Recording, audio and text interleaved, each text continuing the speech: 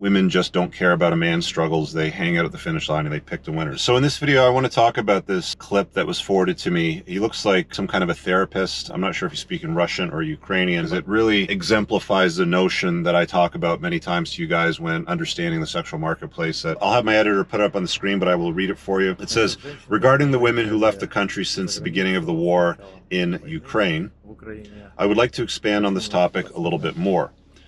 Look, I have had approximately 1,000 consults for the last half a year. 70% of my clients are men who, just like any honorable man with dignity, they have taken their wives and their children or their girlfriends and the women out of the country into a safe place and then either took up arms and went to defend their country, in quotations, or just stayed in Ukraine. Well, 7 out of 10 Ukrainian women ditched their men, broke up with their husbands, and found themselves new men, Poles, Spanish men, or German. They have destroyed their families and ruined their relations. And I don't know, this is a tragedy of our times. What's wrong with this world? What's wrong with our women? Okay, so let's hop on the road and deal with that component of female nature. You know, he's saying what's wrong with the world, what's wrong with our women. And the truth of the matter is, that's just the way things are. Let's get on the road here. You guys want to hear this exhaust?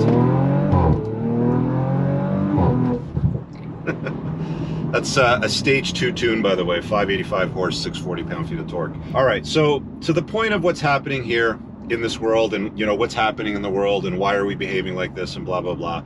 And the truth of the matter is, this is a story as old as time itself. The notion or the concept of war brides, which is essentially women will always move over to, and it's not always, like, you know, sometimes when I say always, I think a lot of people like to take it out of context. Well, Rich said always, so it means 100% of the time. Look, on a balance of probabilities, if women and children are basically put at risk, because women are the protected sex, that's why it's always women and children off the boat first, and it's men that don't, sort of thing. It's why men are stuck in Ukraine fighting, and it's why the women and children were removed from the country and placed in safer areas. It's because women are protected and men are disposable. And yes, men are extremely disposable, and they've always been disposable throughout history. And what that means is, it forces women, because of their hypergamous nature, to find the best that they can get.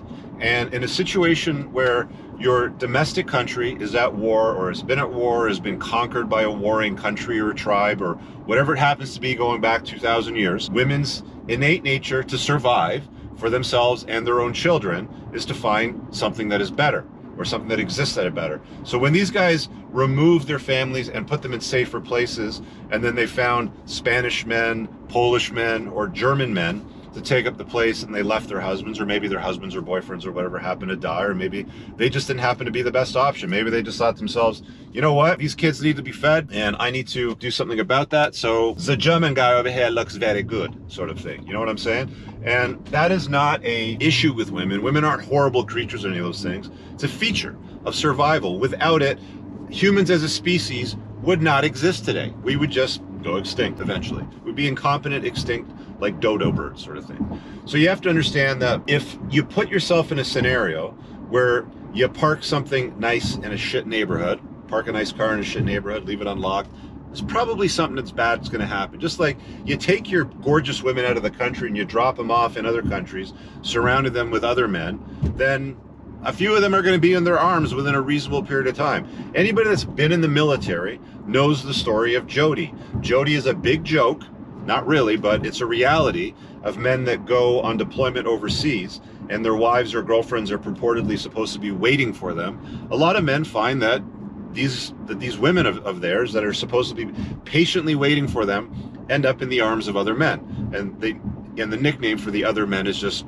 blanket across Jody. So I'm sure there's military men out there that have served, that have been in that situation, or know somebody that's been in that situation, might have even sat down beside one of their friends breaking down in tears after they find out that their woman's left them or is not responding to them, and you know they're out in deployment dodging bullets and frickin' bombs and roadside explosions trying to save the West.